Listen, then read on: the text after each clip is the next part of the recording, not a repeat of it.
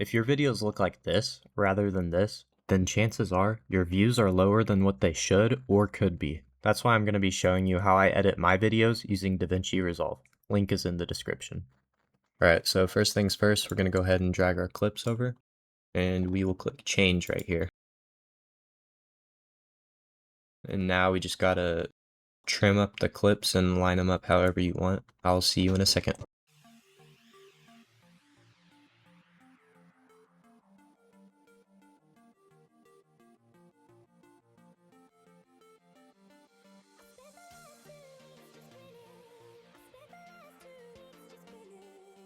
A little laggy at the end, but that's what it looks like without any editing. We're about to change that. So right here, we're just gonna right click and unlink the clips, because we're about to duplicate the video layer and we don't want the audio being duplicated as well. So if we hold Alt and left click, we can drag this up once and twice to create a third video track. And down at the bottom layer, we can also do Control left click, and that'll select, it'll keep whatever you have selected and allow you to select another video. So you're gonna go to, I believe it's filters and Gaussian blur for the bottom layer. And you can click this little icon right here and it'll bring it up in your little toolbar down here. So that's nice to know. So for the second video layer, we're gonna change the zoom property, and unironically I keep it at 0.67 because it just looks best that way. In video 3, you're gonna go into the Fusion tab, and this will be on the third layer and sixth layer, or sixth clip in here. So with the third one selected, we are going to do ellipse. We just gotta click, and then transform, we drag it onto this little line. Once it highlights yellow and blue, we are good. And so y'all will be changing the numbers over here in just a second.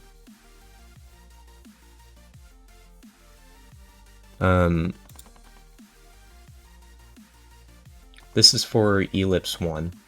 You're going to copy all these numbers down manually the first time, and then once you do that, you just save it and you won't ever have to do it again.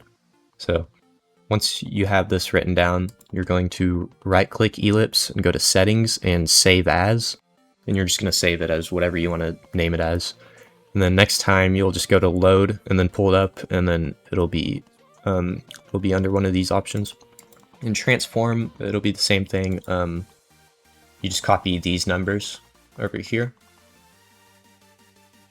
You'll be saving it as well, and all it takes is a few clicks and you'll have your boost. So we want to make sure to do that for both clips. So this is literally how quick it is. You just click. Boom. The boost is already brought over in that clip. So super easy. And now we can transition the boost. So we go to video transitions, be sure to favorite this one as well, slide. Put that at the beginning, so watch as the boost slides in. And we can, of course, make it a little bit quicker. Okay, we like that, and we'll fade the boost out as well. But notice how it kind of just does that, so we gotta change the direction to out, and the preset to slide right to left. So it goes back the way it came. And then what makes my videos especially unique is how I transition the car. So we're gonna select the second clip in the second layer as well, and Alt drag upwards. Put your slider at the very beginning of the clip and right click, change clip speed, and we're gonna check this box right here for freeze frame.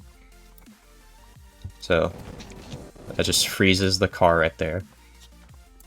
So we're gonna go back into Fusion, and we're gonna do something similar with the boost, except this time we click polygon, and we can't see anything obviously, so we click invert. Go ahead and trace the car real quick.